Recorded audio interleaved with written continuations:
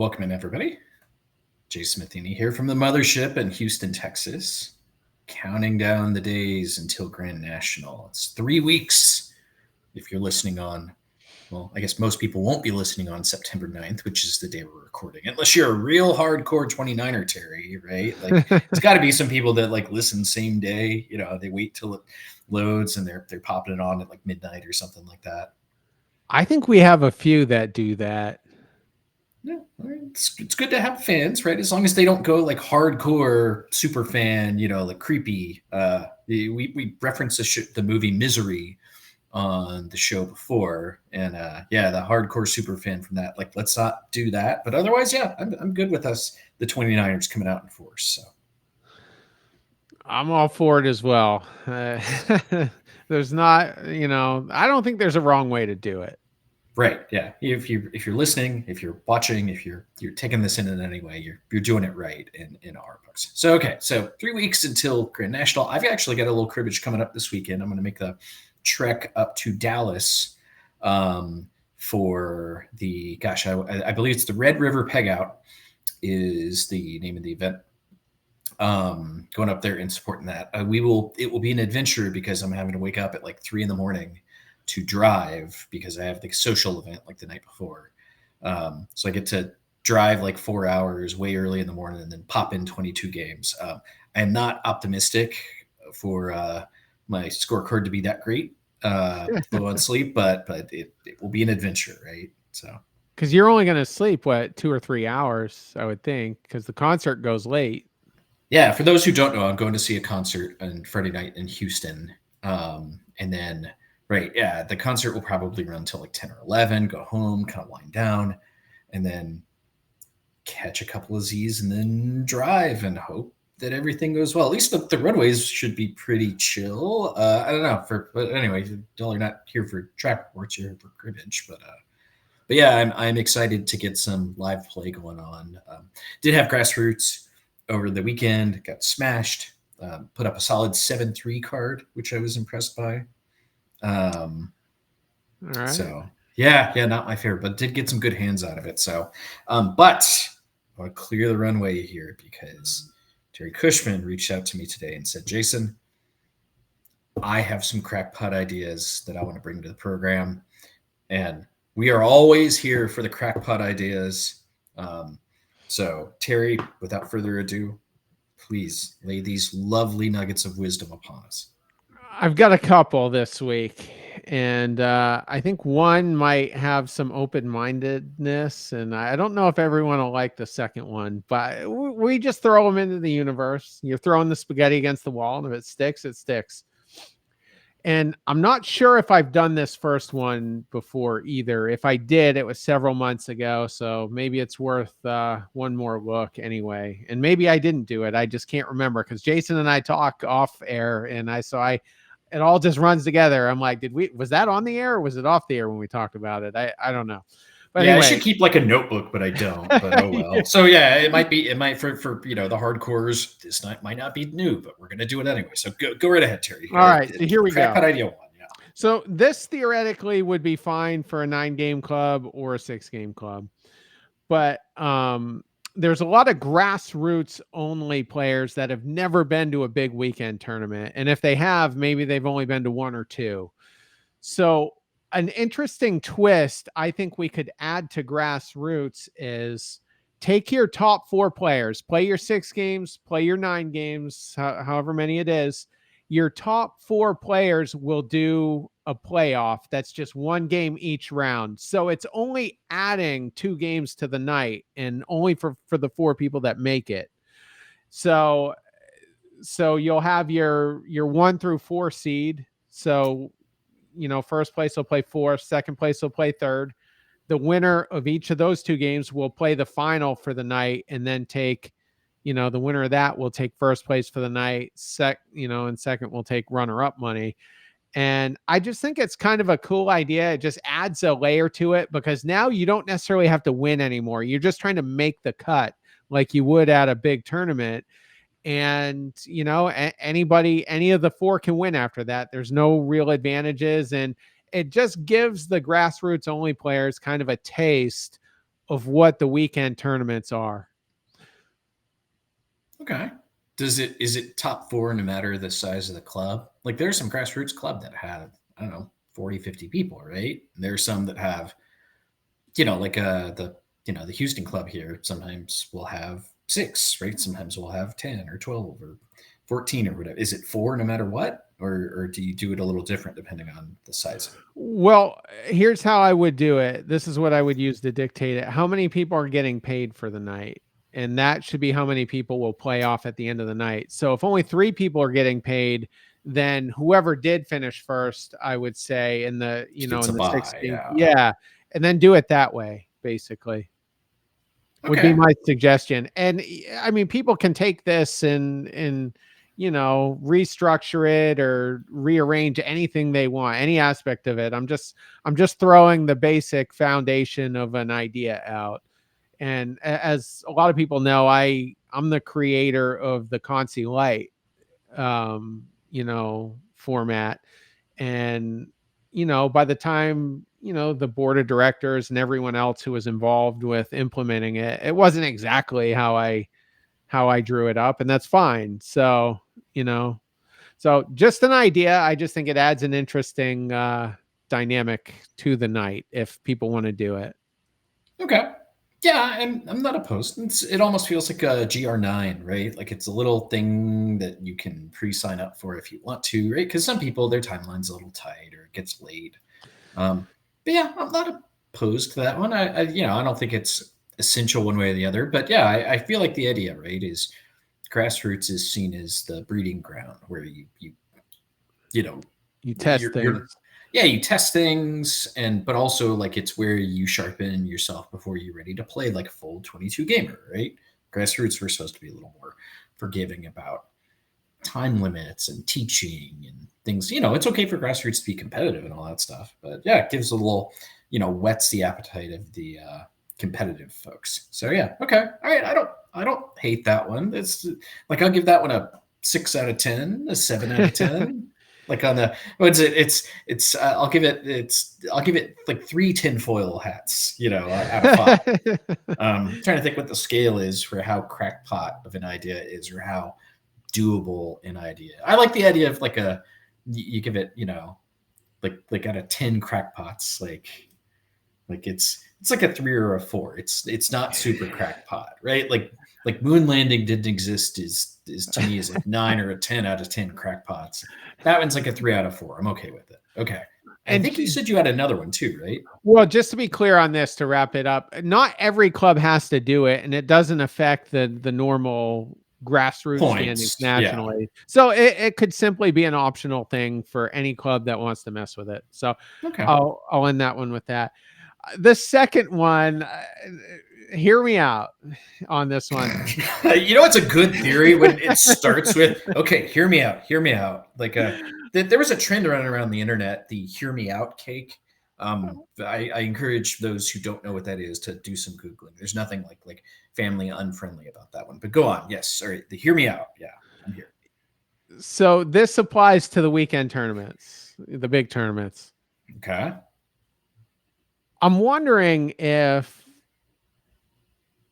the Sunday consolations that follow either the 20 or 22 gamers, whatever format happens to play on Saturday, I'm wondering if it would be better if the consolation just simply started when the playoffs started. And I know some people, and probably most people, it's advantageous to delay it. That way the first round people that get eliminated have the option of getting in.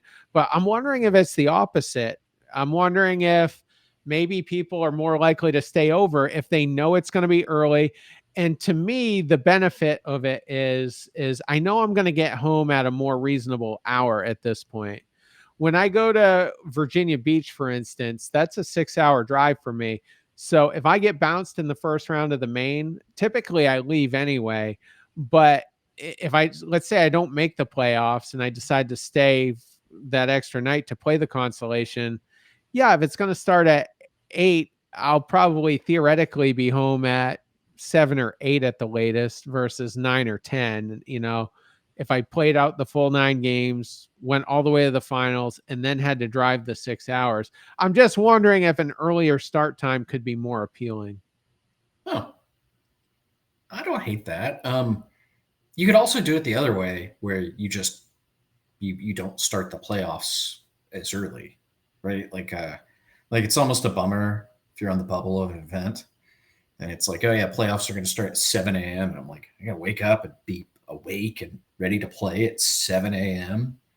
Yeah. 7:30 or whatever it is. No, I don't hate that. I could see that being something that's like optional. The director gets to do it kind of however they want. So Yeah, I'm just like I said, throwing it out there. I personally would be more apt to play it, but but we'll see. I don't okay. expect a large consensus on that in favor of it, let's say. But I figured I thought about it the last tournament I was at in August, Raleigh, the Raleigh after Raleigh, as I like to call it. And I'm like, geez, I wonder if we could start it earlier. I think I did. Yeah, I must have, because I busted on everything. I didn't qualify at all. So I did stay over, and that's only like a 3-hour drive home. So I didn't. I really don't mind that one either way. But anyway, those were just my crackpot ideas. Yeah, I again don't hate that one. That's a 3 crackpots out of 10. Or Okay. again, we need like a what that like symbol is. I don't know what it is. 3 tinfoil hats out of 10. Um, yeah, I'm kind of ambivalent there. I'm not a tournament director at this stage, so I don't know the pitfalls or the pluses or minuses of something like that. I think everybody on Sunday by the end is trying to get out of there, wherever it is or how far away a tournament is. So yeah, if that closes up earlier, like I feel like I'm different in that I like it when there is a round or two of the playoffs like the same day. Right, On like you, as the qualifier. yeah, it's like a Yeah. 22 game tournament. You finish 4 or 5 o'clock. I don't mind when there's a round of playoffs Saturday night. They do it often at Reno. It's has to do with time and like weeding down the field, but like I would rather just keep that moving. Again, like in my world, in my like crackpot idea world, they everything is scorecards are all done on your phone, so there's no cross checking. So as soon as it's done, boom, they're the playoffs, and you can start right then, like as soon as the event's done. But that's not that's my crackpot idea, which is a little ways away from a technology standpoint. So yeah, no, all right, I appreciate your crackpot ideas here, Terry. I like them. This is like the most backhanded compliment ever. I like them much more than I usually do. I don't mean to be rude about it. No, those are okay. Those are mild in my opinion. So yeah, cool. All right. So on to something now that is really crackpot.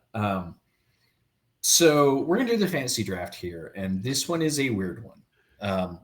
Let me give the backstory of how this came up. Is that this in a job that I had somehow this became like a get to know you question when someone would start.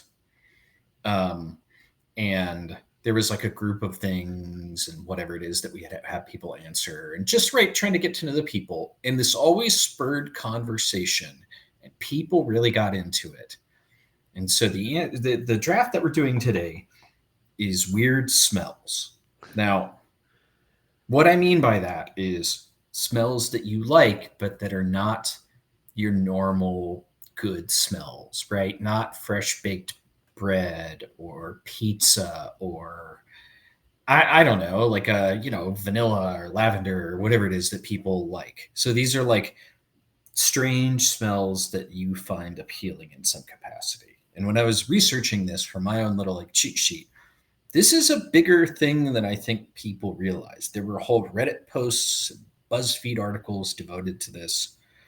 Um, so I think more people are into this than they'll either A, admit, or B, like that we are all aware of. But we all have like stuff that it's like, yeah, I like that. So Well, I don't know if mine are weird. Maybe my first one, but I mean, put it this way: the idea is that these are not they're I don't know unorthodox smells that you find appealing, right? Like again, if you have like I don't know, like a food thing that everybody likes. That's not a weird smell.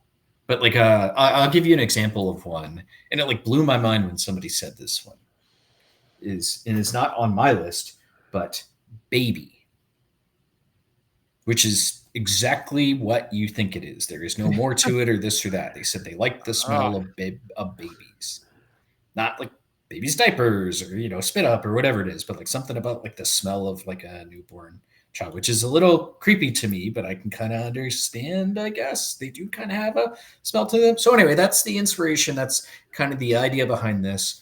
I ask for everyone's patience with dealing with the weird of this. Yeah, that's what we're going with. So I don't know. I don't really have much in terms of weird though. I have like stuff people won't necessarily think of, but all right, well, we're gonna roll with this. okay. And if yours are traditional, then we will go with Okay. it. The tis the nature of the fantasy draft. It's a mixed bag of what it's gonna be. I'm gonna flip the almighty coin here, and again, like now that we have video, people can actually see this thing. This is real. This is the nickel. And so, Terry, what are you gonna call? Heads. Heads. Oh, okay. Let's change it up. Okay, right. Slap it on my wrist here and put it right up to the camera, and it is a head. So, Okay. so, so we'll do 4 of these because I think you said your list is literally 4 deep. So, Yeah. but I better hope you don't get sniped. So, I don't think so because I didn't fully understand the assignment. It was just I'm sure it was my bad on that. But all right, so okay. here's my first one, and I guess it is sort of food related, but I'm not sure exactly what. But the second you open the door to a Dunkin' Donuts lobby, it just smells like heaven. I don't know if it's donuts I'm smelling. I don't know if it's the coffee. I don't know what it is. As we know, I've lost a good deal of weight in the last year and a half. And like that smell just instantly it makes me want to gain 20 pounds in like an hour. I mean, it's coffee and it's fresh baked like pastries. Although I don't know at Dunkin' Donuts how many of them. None of them are actually baking their own things, right? Like, I think they're all brought in. I would say so. Yeah. Yeah, that's a bummer. That's why I'm not a big. Again, I'm not a Northeasterner, so I know it's a little bit cultural up there. It Like I know is. Dave Campbell. I used to joke that I was going to like taunt him with like a Starbucks cup or something like that, because I know, and every region has their things that like they latch onto that are kind of weird. I live in Texas, for God's sakes. Like they latch onto like ice cream that killed people. It's a whole thing. But anyway, so yeah, all right. That's not the most unorthodox one, but we'll go with it. All right. Well, I got 2 in a row here, and I'm going to start with the one that made me think of this. So I somehow stumbled upon a website that had a candle for sale, and I'm going to pull it into the frame here. So it's a little present for the visual folk, right? Those who are listening got to wait a little bit longer. But this is a real candle. The scent of this candle is absolutely like what it says on the label. I don't know if you can read that there. Tennis ball. Tennis ball. Tennis ball. Take a little whiff of it. It's wonderful. Yeah, a fresh can of tennis balls. Not only is opening it one of the most satisfying feelings of like your whole life, but they have a very specific smell to them. I don't know They if it's do. the air that's within them or the kind of pressurized like thing going on. But yeah, the a fresh tennis ball has a really wonderful like weird scent. So hopefully that kind of gives you an idea of like the weird stuff that we're seeking on these. Again, you seem a little thrown off by this. I don't know how. Like I was hesitant at first when you mentioned it, and I'm like, geez, I don't know if I could, But then, like I said, I just started. I thought of the Dunkin' Donuts lobby thing, and there's a Okay, I couple mean, others. So yeah. All right, my next. Or no, you go well, twice. Yeah. yeah, I get. I All do. right. That's right. Yeah. I'm pretty sure you're not going to snipe any of mine here. Yeah, I don't think so. I don't think so either. But all right, for my next one, I'm going to take one that like takes me back, and I remember like liking this smell as a child. But it is the smell of a like freshly used match. So like matches. right? So when like a match is struck, and like after it's blown out, shaken out, or whatever it is, there's something about the smell of that is really appealing to me. I don't know. That's sulfur, isn't it? I guess, yeah, I think that's where like it comes from, but it doesn't smell like sulfur is a bad smell normally, right? But like to Okay. me, something about like a fresh match is different on that. Like you can do some experimentation on your own time on this one. But like something about that smell is just appealing to like my screwed up brain. So I'm going with matches on my second pick there. Okay. So my next one, I don't know how to describe it, but I used to kayak quite a bit. I had a kayak. I sold it, I don't know, a handful of years before I moved to South Carolina. But when I'd be in the marshy areas along the coast, it just has I can't even describe the smell, but it just I don't know. It just and some maybe to some people it is a weird smell, but um so I just that So so yeah. marshes is what you're going with. I just want to make sure it's Apparently like like the marsh, not the kayak, or not the I don't know yeah, what equipment you have for kayaking, oars, I guess. it's something to do with the salt and then the I don't know, the vegetation that's rises up, decaying vegetation. That's Dave just chimed in. Maybe that's what I'm smelling actually. You get a little bit of Um all of that, like the peat, I guess, or like mossiness, or and I don't know, like the marshes of Maine. Like there were marshes where I grew up in like North Florida. They're real like kind of dirt smell a little bit to it, or the ones where I at were not ones you wanted to ever go anywhere near. I imagine the ones in Maine are a lot nicer. Um, Although it's weird, by the way, that you ditched kayaking when you moved to like a really water specific zone, right? alligators though.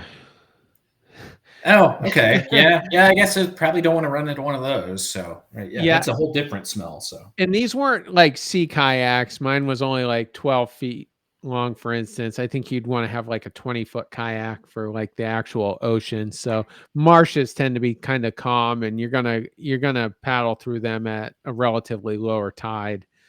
But it's kind of cool because I mean they're almost like rivers in a way, and they're just kind of fun to go through.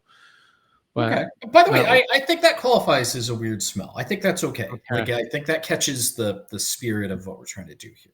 So, Okay. All so you got right. another pick here, which gives you the opportunity to completely undo all the good things you did. Yeah, this one I always try to give a nod to my childhood with every draft, and we were lucky growing up to have a lot of access to lakes and stuff.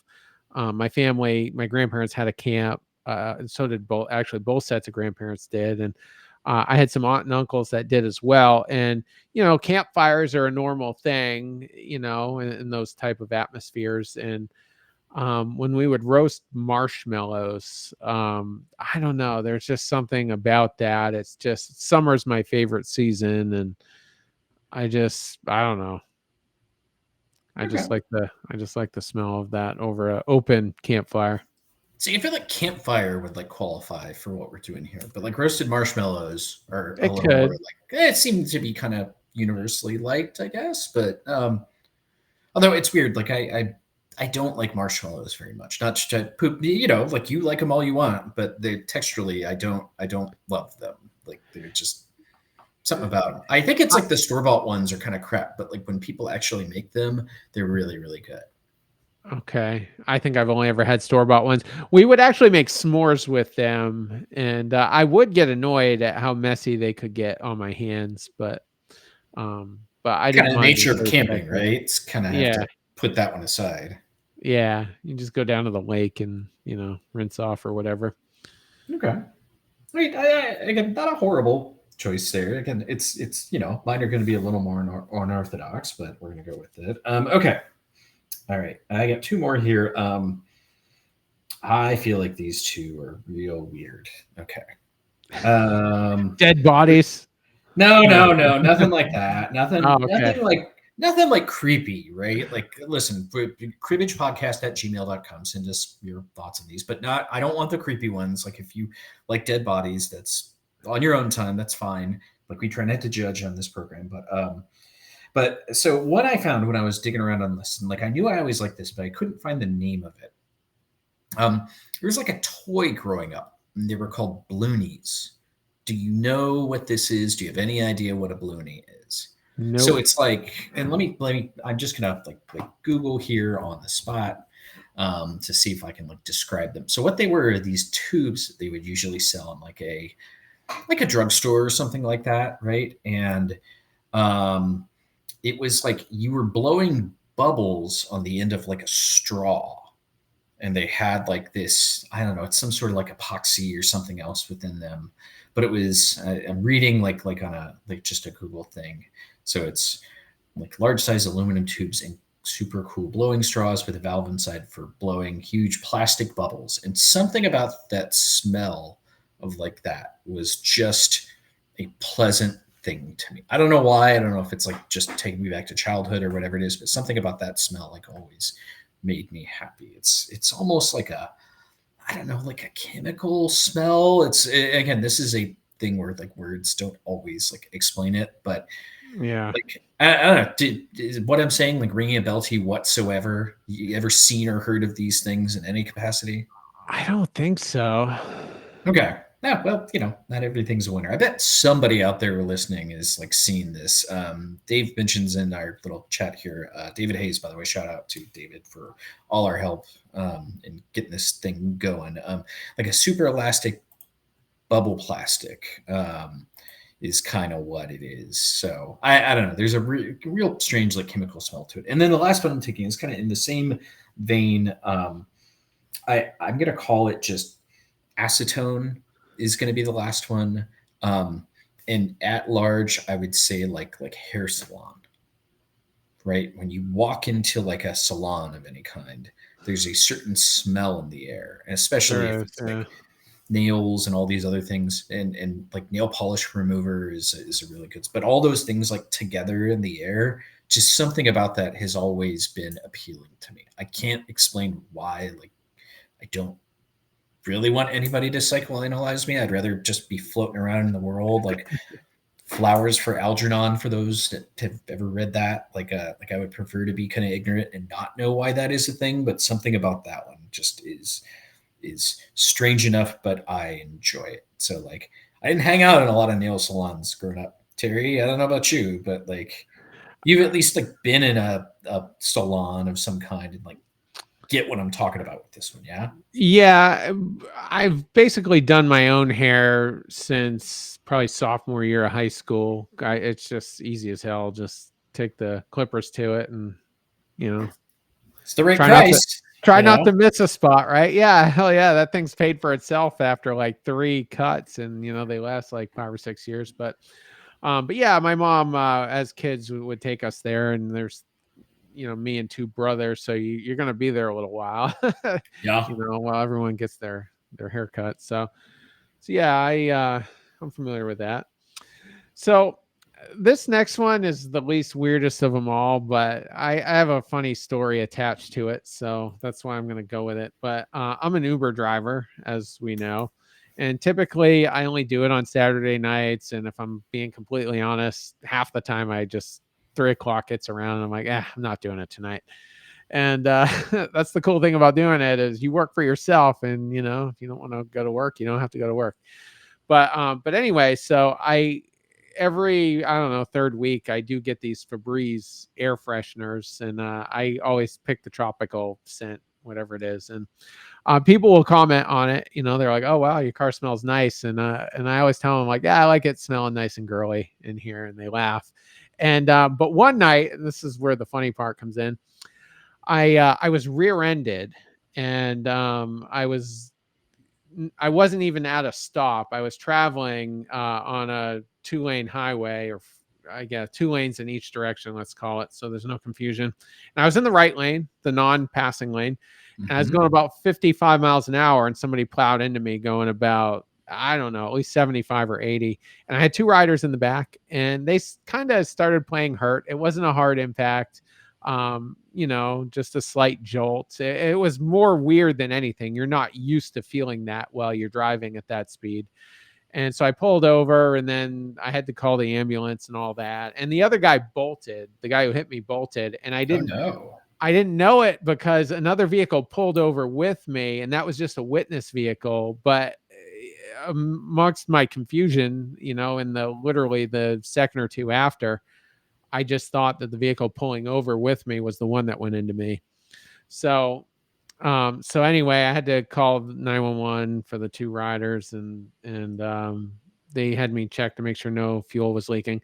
I have like no damage on my car at all. A crack in my plastic rear bumper is the extent of my damage. So not a hard hit at all, but the two guys in the back, obviously they're trying to make a play on it. And so one guy gets hauled off. The other guy wanted to as well, but then changed his mind for some reason. And I'm just standing at the back of my car hanging out with the two people that witnessed it while we waited for the state trooper to come. And I don't know why, but I had to get into my car, into the driver's compartment. And one of the EMTs was there. It was a female. And she goes, "Is this your car that smells so good?" I was like, yeah. And I don't know. So that's what every time I go to Walmart and I get the two things to clip into my vents, that's just what I think of. And it's the one I've messed with it. I went with a different scent another time, and I'm like, it's not nowhere near as good. I need the tropical. So I went back to that, and it is. And then just to follow up, so I get a letter from the lawyer's office that the guy hired, and it was intense. It was like, don't delete your cell phone stuff, don't delete this and that. So I'm thinking, man, they might come after me somehow, even though I had a not at fault report. There's no way under the sun I'm at fault for anything. Right. But it turned out when they called me, they just wanted information on where the spot was and if I got a look at the vehicle that hit me, and I didn't. And so that's all they really wanted. And then they followed up one more time, and they wanted pictures of my car that time. And I'm like, you're gonna cry when you see my car. I said, it's got almost no damage whatsoever. Mhm. Like, it's not what you want to see as a personal injury attorney. And then I never heard from him again. So All right. That's the moral of the story is tropical is good. All right. Yeah. I'm more of a yeah, it's fresh scent. awesome. More of a That's my fresh scent guy. Like I want the ones that smells like, I don't know. lavender or something. Yeah, like the kind of clean scents more than that, like less Okay. flowery and more like fresh, if you will. So, but Okay. that's okay. Don't shame on that one. By I the way, like fruity stuff, apparently. others that were on my list, just and these are ones that like have all come up through that workplace. Books. A lot of people like the smell of Oh, books, right? yes. There's one that I think is going to appeal to a lot of people, right? Probably Dave Aiken loves books, right? You would think markers, right? Markers, like especially like big black magic markers. I've heard gasoline and also new car, right? There's another one that is like a very specific kind of that. I feel like that's like the original weird smell because that was like a smell that has become a thing and it's not really seen as like a strange one anymore. So, I did think of one in the middle, but I'm like, I got to tell the Uber story. So I stuck with it. But I'm a race fan, as you know, and going to the racetracks, you smell the fuel, the rubber being laid down on the mhm. track. And it's just kind of, you know, it's kind of a unique thing. Yeah, I think that's a great example of like a way. So, hey, for the next time we do this one, you're like ready, you've got it now. It shows the need of preparation that we need to be doing going forward here on this program. So, all right, well, that was the Apparently. fantasy draft. Again, send us your strange smells, your cribbage thoughts, cribbagepodcast@gmail.com. All right, we've got a handful of messages in the inbox here. We'll hit those really quick and then get to the hands that we have here. Here's one from one of the nicest people in the entire ACC. It's from Sally Henderson. It says, "Hi Jason and Terry, love the visual format and seeing your," she put in single quotes, "lovely faces." LOL. It's great how you explained a few terms to newbies and ran the website and email info at the bottom for a short while. It was so much easier seeing the hands like we do on Cribbage Hand of the Day to really visualize all the options for the crib toss. Then following it up by having the Stats table is much better than having someone just spewing out percentages. Says David Hayes is a genius. I don't know if I'm go that quite that far yet, but David's pretty good. Let's see what else. Also suggested that I keep my ceiling fan out of the frame. I guess it was giving some people a little bit of nausea. I did, in fact, turn it off on this one, and I had. I'm even like what is it? We'll hit to the other part on another message here shortly. But yeah, thank you, Sally, for reaching out on that. Really kind words. Let me see who else. Bestie Wanda reaches out and says hashtag Team Jason. There you go. That's a good way to get your email read on the air. Bestie and Terry, great show. Really enjoyed getting to see your faces, even if Bestie avoided looking at the camera most of the time. So I wasn't even aware of this, by the way. Like I'm just trying to look at like you, Terry, but like it's also like deep eye contact feels creepy, but it's one of those things. Also said love seeing the hands. Our club season starts tomorrow night, September 4th. So this is like past that, and she's ready to get back to cribbage. It mentions one of the fun things that they do at their club, and our club does this too, is we have a stuffed animal skunk, and when you get a 24 hand, you call for the skunk, and at the end of the night, whoever has the skunk gets an amount of money. So I like that one. We do it just like that in our club too. We literally have like a little Beanie Baby skunk, which maybe it's worth something now. I know for a while Beanie Babies were like a thing. But ours, we do it that you get $1 out of it every time you hit the 24, and whoever at the end of the night gets whatever's like left. So I do like that one. But yeah, thank you, Bestie Wanda, for reaching out. Hopefully get to see her at Grand National. I will. Apparently not. Still nothing for you, Terry. Like you mean send a hot air balloon for you?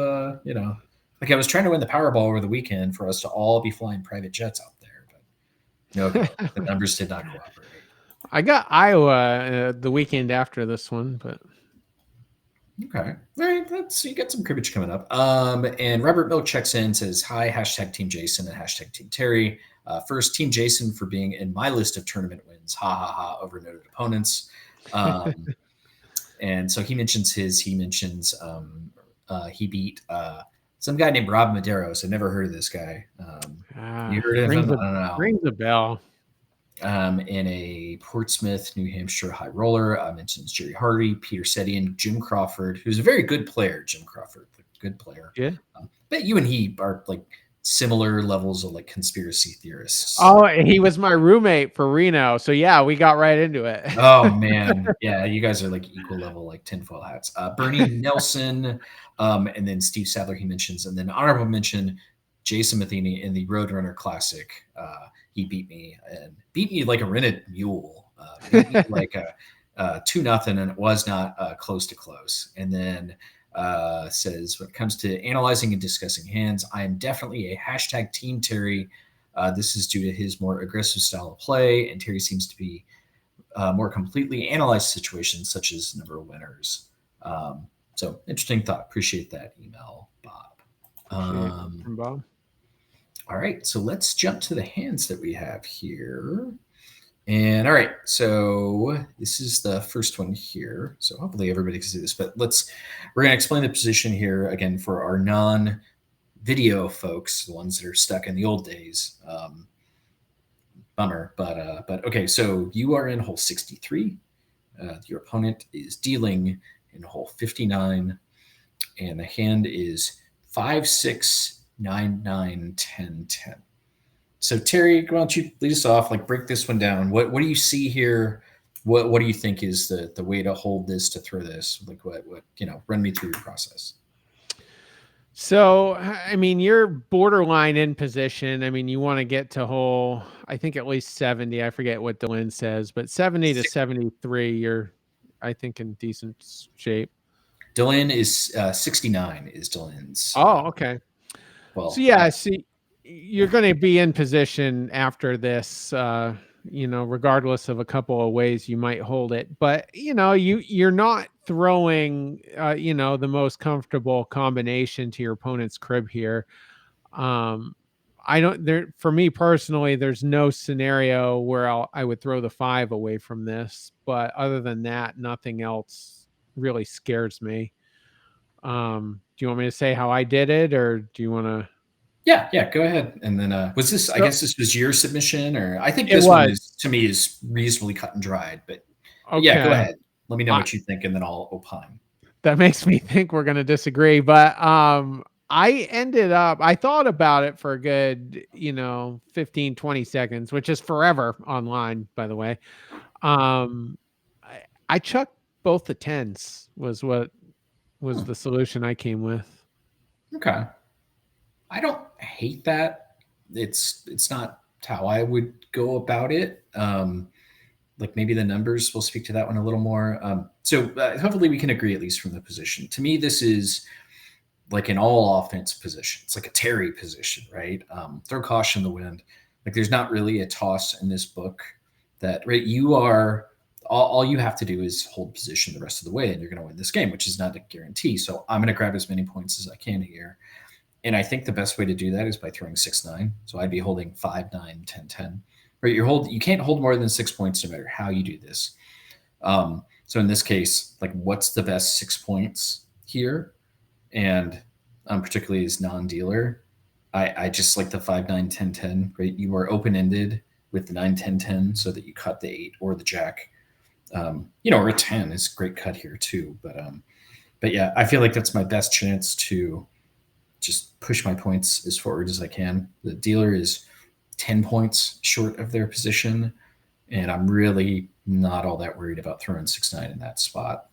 I'm certain that 6-9 averages less to the crib or more to the crib than 10-10, but I would not say it's significant enough for it to matter in this spot. And just looking at the table off the bat here, scrolling down, for the opponent's crib, 6-9 is 6.32, and 10-10 is just a little under 6 at 5.98. So they're pretty close. So I just think the 6-9 is the way I want to do this. It gives me a 10 lead, and if they 15 it, unless there might be a spot where I would play off of that one, right, instead of pairing the 5. I feel like in most spots, I'm just gonna take as many points as I can because I'm not really worried about anything here. I would commit to pairing the 5 as well if they 15 it on you. Yeah, I don't know. I liked leading the 9 and coming back with the 6 if they did 15 it. And you're in a smaller way, you're open ended, with the 4 and the 7 on the other side of that 5-6. So that's just I 6-9 doesn't bother me either. So Okay. Right. And this one's, like it's close. But I think I like that one just a little bit more. Okay. Let's jump to our next one here. So let's go ahead and hit our next hand here if we can. And okay, so this one is one off of Daily Cribbage hand. And there is a flush in play here. So it's 0-0 to your opponent's crib. And we have, and again, I'm just going to give the whole cards here, and then we're going to go through what the flush is. So we have 1, 2, 3, 5, 9, jack. Everything but the 2 is of the same suit, in this case, spades. So 1, 2, 3, 5, 9, jack, 0-0, your opponent's crib. I don't know how you feel about this one, Terry, but I feel like this one is pretty cut and dried, but maybe you see this a little different. Every once in a while, you surprise me on these. So what do you think in this spot? How would you go about this? Geez, I'm trying to talk myself out of throwing deuce 3 here, but man, I like the 8 points there with a lot of potential for at least 12. I think I'm going to throw the 2-3. Yeah. Okay. Right. I think we see this one a little differently, and that's okay. Makes for a good show. For me, I would err on the side of caution here. 2-3 is a little too dangerous for this early. I think I've just thrown 9-2 and just kind of getting out of dodge. I'm still holding 6 points. I'm holding 1-3-5 jack, which is, I feel like a pretty decent hand to peg with as non-dealer. You can make a case for leading the jack or maybe even leading the ace. Pretty much anything other than the 5. But I'm holding 6 points and throwing 2 cards that don't really scare me a whole lot to the crib. 2-3 is just a little too dangerous too early there. And I think this is why David Hayes selected this one, and I believe this one came about because of Voldemort in play here, saying "do no harm." The first hand, I believe, was the comment from Daily Cribbage Hand, which does seem to jump from Terry. And apparently, Voldemort threw Ace 9 here, which I don't think would not have been in my top 4 of my tosses here. I wouldn't do it. No, my second choice would probably be Deuce Jack, just because I'd probably lead the 3 if they paired it. Then I've got the 9 to come back with, and a potential 31. If they make it 25, I'd drop the 5 for 30, Ace for 31 for 2. Okay. I don't hate the plan there. I think I just 9-2 is a little less, like it averages a little less than Jack Deuce to the crib. Now, if this was later in the game in a hand that's a lot more situational, I mean, I wouldn't be married to throwing the Deuce 3 in that case. I probably would mix it up, but first hand of the game, and I can score 10 to 14 points here. I think that's what I'd rather do. Like I said, I got the whole game I always feel like I'm aggressive enough to make up the difference. And so it's a first hand type thing. So that's why I'm willing to toss the 2-3. Okay. I'm open to that. I just, the 2-3 is a little too scary for me. I think part might depend a little bit on who my opponent is in spots like these. I almost never, if I'm playing an opponent that I feel like is just not like a super advanced like opponent, like I'm gonna lay off risk in spots like this. Like, would that change anything for you? Like, if you're playing somebody you just know is a pretty bad player, right? Maybe they're new, or just somebody that doesn't really, not a student of the game. Would you maybe fade a little bit of your risk early on? Or I know that's typically not in your playbook.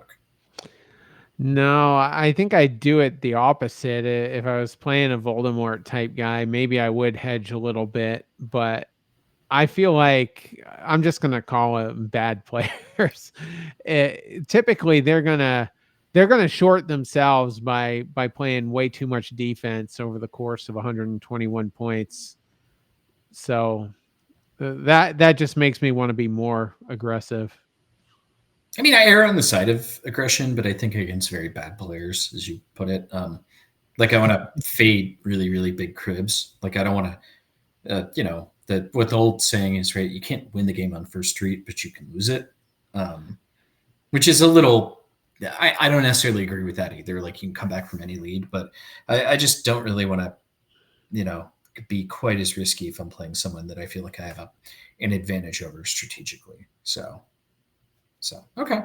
Well, that's 2 hands so far. 2 hands we have held completely differently. Which again, like, give us your responses to these, like hashtag Team Jason, hashtag Team Terry, Cribbage Podcast @gmail.com. Okay, here's what I had from Grassroots. And so you are in hole 46. The dealer is in hole 36. So you are first count. So it's your opponent's crib. Ace 2, 7-7, Jack. I'm curious how you would hold this, if you think there's anything to it. Break this one down how you see it. I mean, without any real hesitation, I'm throwing Deuce Jack here. I suppose you could throw Ace Deuce and keep the 2 pair, but I just feel like you could be handcuffing yourself during the pegging by doing it that way. So Deuce Jack for me, and I have a little bit of flexibility there. Okay. And I think that's the answer on this one. I think there is a case somewhere on the board to throw Jack here, right? Which is a little risky and a little aggressive, right? That you can't hold more than 4 points no matter how you do it. But I feel like maybe in this spot, that's right. If I needed points a little bit more, I might be more willing to throw the pair of jacks here. I could do that as well, probably in a later game situation. Like, if I was at, say, like instead of hole 46, if I were in hole 40, that door might crack its way open a little bit, right? If I'm at 40 and the dealer is at 36, I think I'm a little more likely to consider that. We both agree, right? If you're trying to get to, the next par hole is, for deal is at 69 or 70 or 71, right? That kind of range. You're never getting there on this hand, no matter what you cut. Even if you cut the perfect card, the right 7 for this spot, it's still going to be really, really hard to get there. So I think just locking it down is the play here. I think if you're like in hole like 82 to 87 is where I would consider a move like that, and they're back somewhere in the 70 hole range, 70 to 79 or so. That's when I would probably tinker with that. Okay. Yeah. Right. So we agree, just kind of different ways. It's in a spot where you badly need the points, right? Where you can just and from that spot. So if you're holding the ace 2 7 7, what's your lead card there? I was just thinking about that like 12 seconds ago. I don't know. I mean, I might lead the 7 and just maybe they dump an ace or a 2 on it to try to stay away. Maybe they don't want to play any of their middles at that point. I don't really know. Okay. I don't like to play hands this way. I think I'm leading the ace there almost always. The 2 7 7 is a 16 pointer there, right? So if they have faces and 5s, and you lead the 7 and they play a face, right? And you play your other 7 and they play a 5, and then you play your 2 for 31. That's a route that you can go to there. I don't love stuff like that because you can get real screwed up if they have like a, I don't know, like 1 2 3 king or something like that, and you play it in that manner. You get banged up pretty good in the pegging if that happens. I don't know though. I think if I'm gonna lead a small card, I'd like to probably lead the 2, hoping they'll play a 6 on it, and then I'll play the 7, and then if the stars completely align, maybe they pair the 7, and then I trip it. Okay, that's how I kind of road mapped it, but yeah, I don't hate that. I asked because I wanted your answer, not because I felt like I was right. It's just like I tend to go to the Voldemort school of leading aces a lot, and I think I've heard from like Davy Vowles says that can get you in some trouble, but I just like getting those out of my hand. That's one of the things. It's like a running gag in grassroots is that like I lead aces a lot, and I like it because it makes things a little more unpredictable about what you have. Right? If somebody leads a 7, they're almost always have another 7. Right? They almost always have middle cards of some kind. Like if I lead an ace, it's really, really hard to put me on any kind of a hand. It's just very deceptive kind of play. well, I think what Dave's worried about is like if you lead an ace and then let's say and let's say you have all middles, right? Mm-hmm. They'll play a 2 on it because maybe they have all middles. As soon as they play their 2 on your ace, they're going to reverse all the pegging. They're going to do all the scoring if Mm-hmm. they want to. And perhaps that's what Dave was alluding to. I do that to people all the time. Like that's I always, if they lead an ace, I'm dropping a 2 or a 3 on it all the time, and then I'm off to the races if they have all middles. That's why to me it's a lot of this game is opponent dependent, and I think that's where you and I play the game a little differently. Is that am I playing somebody who's capable of that, of playing the 2 or the 3 on the ace, which is a move that is pretty common, I would say, for anybody. It's like a top level player. So I think I take that into account.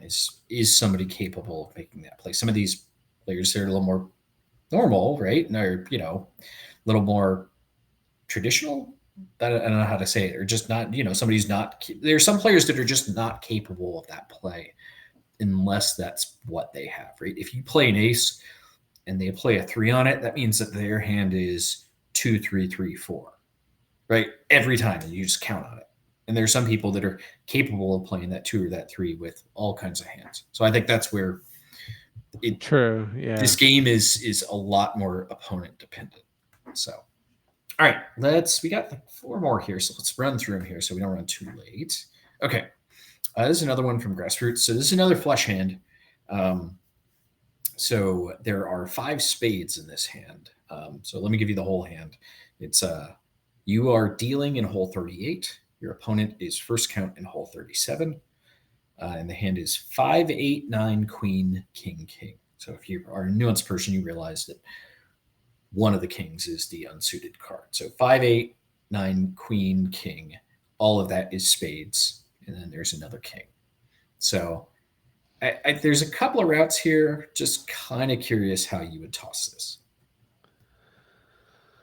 Honestly, I mean, without much hesitation, I'm just going to stay somewhat conventional here and throw the 8 and 9. I mean, your odd card is a king, so to throw king 8 or king 9, I don't love that. You could throw king queen as well and keep a nice little pegging hand, but you're probably going to have a dud crib. And if you really want to get goofy, you could throw the 5 and then the odd king and keep 8, 9, queen, king. But I just don't love how any of that flows, and you're relatively out of position here. So I want to keep the pat 8 points and give the crib a little bit of potential here with the 8, 9.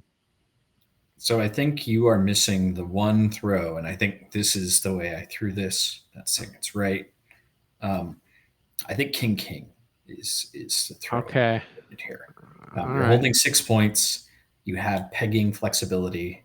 You can go a couple of different routes. So you're in hole 3. And again, I typically don't really play position until kind of middle of Second Street kind of thing. Like I'm going to maximize my possibilities here. I just don't love 8, 9 to my own crib in a spot like this. I feel like it's pretty rare I'm going to get a whole lot of help there. And, I don't really have a whole lot of control in the pegging elements of this hand if I'm holding like 5, queen, king, king there. I think throw the kings. I'm holding 6. I've got a guaranteed 2 in the crib. Depending on what cuts and what my opponent leads, I can play this offensively or defensively. It gives me some flexibility. I'm surprised, but again, I don't claim to be right ever. So I don't know. I just got to stay conventional. Okay. I mean, that's first time for everything for you, right? Like take off the tinfoil hat, put on the regular old baseball cap. But I just, again, it's just one of those 8, 9 to my own crib. I'm just not crazy about it. Right. It's 8 points. It's the most you can do this either way. And so I just rather have 5, 8, 9 queen. It's not a great pegging hand by any stretch, but it just gives me options. Right. I think if you hold it though, you're committing to offense at that point. So, all right, let me make my case for why that's not the case. Right. Okay. So let's say like something kind of neutral cuts, say like an 8 cuts, right? Or say like a I don't know, like a 6, maybe. A queen's relatively neutral if you're holding it that way. Or, I don't know, but something that right, a 6 is fine, and your opponent leads like a 3. Right? They're in hole 37. They're trying to get to like 43, 44, 45 for their kind of next position. Especially if they give me any kind of a read that they don't like the cut, then kind of stay away, right? Or maybe like an ace cuts and they lead a 7, right? They don't seem real thrilled with the cut card. Then I can just kind of stay away, or they can lead that 7. The cut connected with them, then I'm willing to trade at that point and just attack and go offense and take that 15 with the 8 on it. So I think it gives me different ways to play this one depending on what my read is on my opponent's hand and just more things I can do with it. So that way I can, like try to make up those points or, if a bingo happens, right? I throw the kings and then say like a 5 cuts, then it's like, okay, pretty good idea that I have a decent crib. I have a nice hand. I get 10 points in my hand. Like I can kind of full steam ahead here. So just flexibility built into it. Not saying I'm right, but just that's the way I did it. That was my logic. Okay. All right. Fair enough. All right. I think we got a couple more here. This is one you submitted. So why don't you set this one up, Terry? Yeah, so you're borderline in position. I like to be 1 or 2 more points ahead of that, but you're in the 97 hole. Opponent is in the 102 hole. You're dealing, so maybe we'll file it into the good problem to have category, but the hand is 3-3, 5-6, 8-9, and there's no flush hold here. And I think, I mean, the conventional hold would be to hold 3-3-6-9 and then cut for 12 to 16 possibly. That's a hard hand to cut into.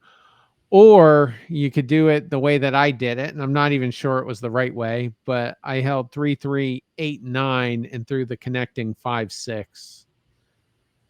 Yeah, that's a good hand because I agree. Those are the two possibilities here that I think are feasible. Like, I don't think you can make a case for throwing the threes or the 8-9 or anything silly like that. Right, and I'm in hole 97. I think I'm just throwing the 5-8 here. Like, I don't love it. If I were a little more further back, then I think I would throw the 5-6. And if I were maybe a little further forward, I don't know. Like, I would prefer to be further forward, of course, but like, I just hate the thought of like throwing the 5-6, having 3-3-8-9, and just cutting something unimportant that doesn't really do a whole lot for like hand or crib. And then you have a 4-point hand and maybe like a 4 to 6-point crib. It doesn't really get you there. But yeah, I do hate holding that 3-3-6-9 kind of hand because you're right. There's so little that you can cut into there, right? It's 8 cuts that help you. It's the 3s, it's the 6s, it's the 9s. At least if you're doing it the other way, you bring in the 4, the 7. I feel like I'm kind of talking myself into throwing your 5-6. To me, this is where like the real nuance of the game comes out, is right, because in hole 97, this is a very, very tight squeeze in my opinion. So, like, I think if I'm at 99, then I just throw the 8-5. Just again, just going through the process live here, where my silly brain goes. And if I'm at 95, then I think I'm definitely throwing the 5-6. But right here in the middle, yeah, I think the 5-6, but I don't like it. It's close. It's really, really tight. It's really, really tight. Yeah, that's what I settled on, and you're right. It's an uncomfortable situation, but I thought it was interesting enough to put it on the show. Okay, and again, for those listening or watching, I feel like it is very important in spots like these to try to give away as little as you can. Like, don't take your time, think through the processes of things, right? But the ones that they pick up a hand, right? If I'm in the 102 spot here, if I'm non-dealer, and my opponent picks up their hand and then they hem and haw and, oh my god, why did I deal myself this? Oh, what am I going to do? It's information that it gives me, and that if I were to have my own difficult decision on this, I feel like it would help sway me towards like, okay, my opponent doesn't have an easy decision here. They probably have kind of a clunker of a hand. Like, I'm going to fade a little bit of risk here and just throw really defensively. Like, in this spot, you're generally going to do that anyway, unless you have something really, really special, like 5, Jack, Queen, King, or something like that. But yeah, here I just think that's just the way I like to do it, right? Again, there's a difference between taking your time and thinking about something versus giving away more information than you need to. Yeah. All right. 2 more here. One of these I feel like is okay. No, I think this is the last one, and this one I'm going to label as dumb. Okay. So this is my hear me out, Terry Cushman. Right. So you had your hear me out on the Crackpot idea. This is my hear me out from Grassroots. So I feel like as people are looking at this hand, they're going, what are you thinking here, Jason? So you are in hole 96's first count, and your opponent is dealing in hole 112.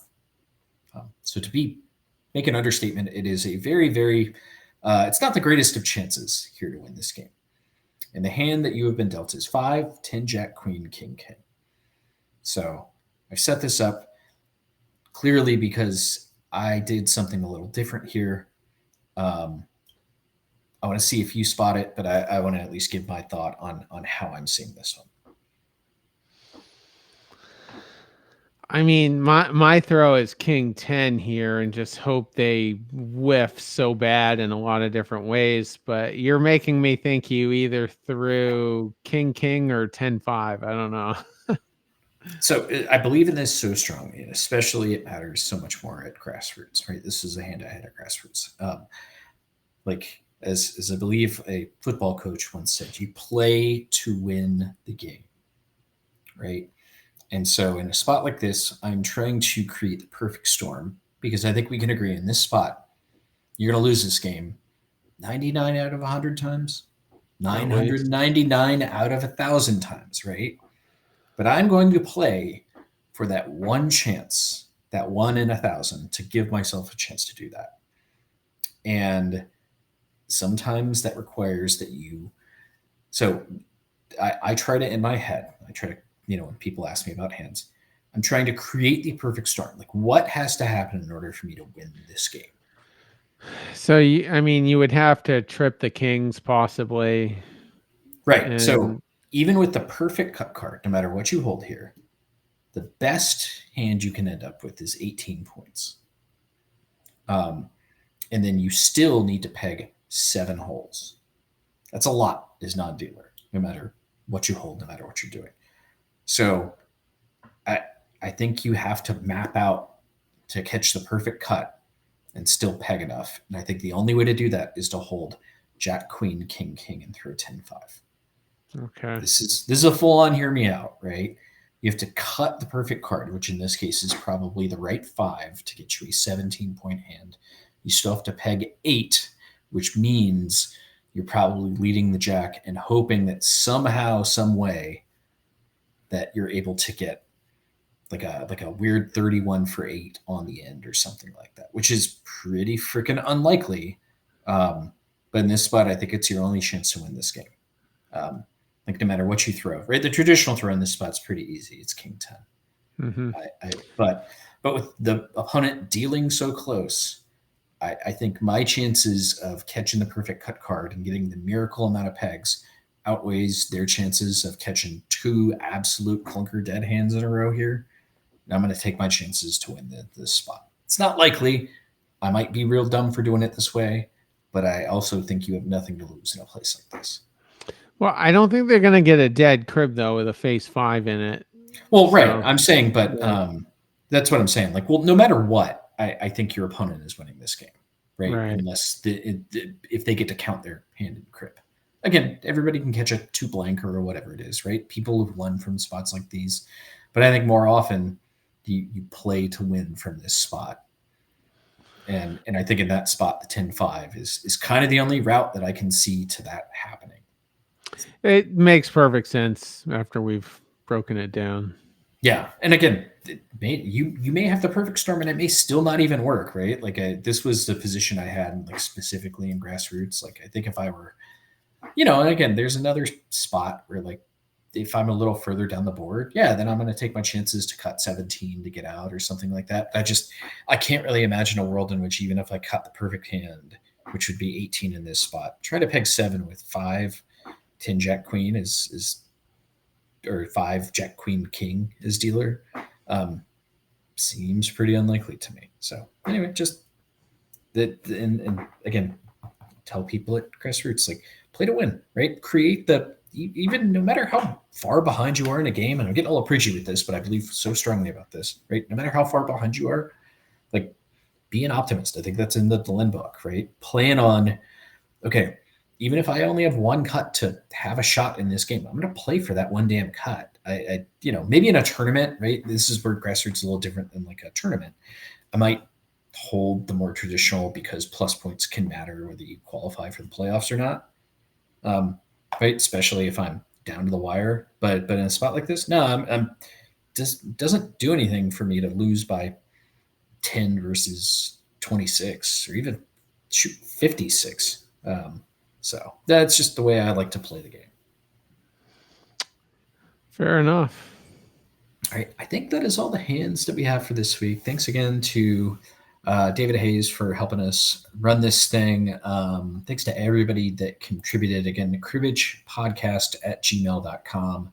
The the best way to reach out to us. And by the way, I will note that I have a couple of hands from folks who have emailed that I just did not get a chance to fit in the show this week. So if you have emailed a hand, I have it noted. We will get to those in the next couple of weeks. Anything else from Terry before we close up shop and send the good folks on their way? Nope. Good luck to anyone playing this weekend or grassroots later in the week. But that'll do it for me. Yeah. Thanks everybody for listening. Again, I'm very, very curious to hear the 29ers weird smells. So thanks everybody for listening. Have a great week of cards.